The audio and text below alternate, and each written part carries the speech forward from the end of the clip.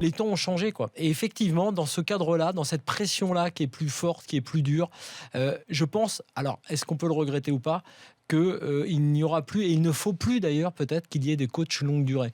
Alors, on peut le regretter, on pourra en débattre.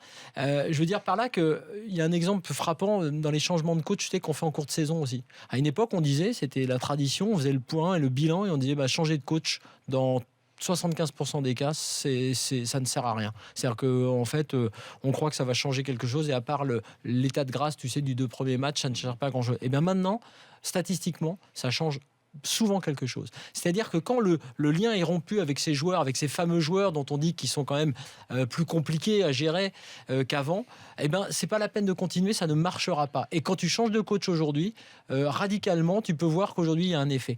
Donc je pense que, et même si on peut le regretter, parce que je pense que des histoires qui s'écrivent comme celle de Wenger dans la diététique, les terrains d'entraînement, la tactique, dans cette marque qui s'imprime, comme à Auxerre avec Giroud, ou comme avec Sir Alex à Manchester, c'est une très belle réalisation qui marque des équipes de jeunes, qui marque les joueurs, qui marque des supporters.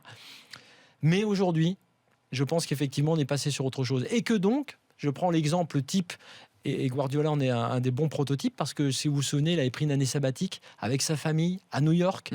Il l'avait fait volontairement dans une idée d'ouverture d'esprit. Il y a un exemple typique, je trouve, de ce genre de gestion, c'est Ancelotti. C'est-à-dire qu'Ancelotti est à la fois un gars qui adore le foot, mais qui a ce pragmatisme-là. C'est-à-dire que lui s'est inscrit dans cette idée-là.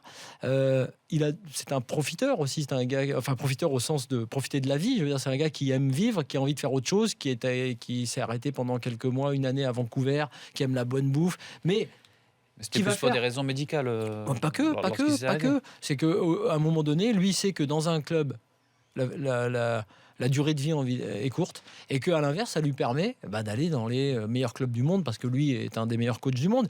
Mais en gros, je me suis fait cette réflexion-là, je suis parti de l'idée que non, il fallait garder l'idée que un Sir Alex à Manchester, ça devait être un exemple à suivre, et je me dis qu'aujourd'hui, c'est plus trop possible, et qu'on est parti sur autre chose, et sur des durées plus courtes.